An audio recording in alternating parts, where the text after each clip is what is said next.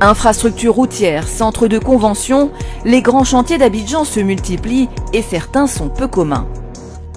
Vue du ciel, 90 hectares de terrain vague. Mais ne vous fiez pas aux apparences, car sous la couche de terre se dissimulent des tonnes de déchets ménagers. Il y a quelques mois encore, ce site d'Akwedo ressemblait à ça. Une décharge à ciel ouvert.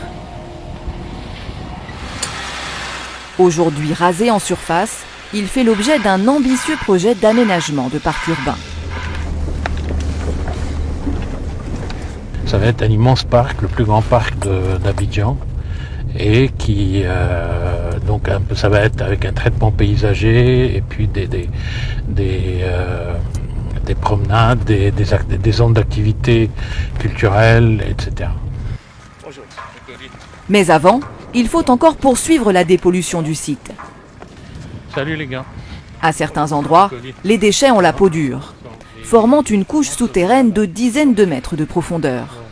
Sur la zone A, qui est la zone médiane, on est aux alentours de 20-25 mètres de profondeur. Et sur les zones B et C, on est jusqu'à 30 et peut-être 35 mètres de profondeur de déchets. C'était un gros ravin qui a été rempli, quoi. Pour éviter que déchets et gaz nocifs ne remontent à la surface, les travaux d'une dalle souterraine sont en cours. Il ne faut surtout pas que ça s'arrête, quoi. D'accord ? Même ce week-end, là. Ce silo, il est plein. Ouais. Et il malasse la bétonique quand ça diminue en complète. Ça, c'est les tubes pour les tests. Il y a aussi ces puits impressionnants creusés dans la terre. Le but ici est de construire une usine qui collectera le méthane, une substance contenue dans ces déchets, pour produire de l'électricité. Ça va être une usine où on va récupérer tout le biogaz qui est dégagé, qui est récupéré dans les puits. Il y a un réseau aérien qui amène tout ça ici. Et avec tout un système de thermodynamique, quoi. Donc ça va permettre de générer environ 2 MW d'électricité.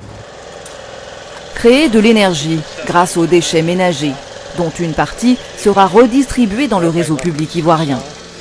Une fois le travail de dépollution achevé, pourra alors s'enclencher celui du reboisement du site. Objectif, en faire un parc luxuriant. Les futurs arbres poussent dans cette pépinière surveillée de près par ce paysagiste. Et au niveau de l'enracinement, on n'a pas des plantes qui s'enracinent trop fort dans le substrat là. Vous avez vérifié? Ça a déjà été coupé là, on a déjà coupé ici. Là c'est impressionnant. Sur cette terre encore nue, une forêt de 6 à 7 hectares verra bientôt le jour. Elle comprendra plus d'une centaine d'espèces d'arbres, mais aussi de fleurs ou encore d'herbes recouvrantes. Un parc unique en son genre. C'est complètement étonnant d'envisager un programme pareil de cette ambition-là, sachant que l'ambition, elle n'est pas qu'environnementale, elle est sociétale aussi. Il y a quand même une vraie démarche qui consiste à réconcilier le site avec sa population. La livraison du parc est prévue pour juin 2023.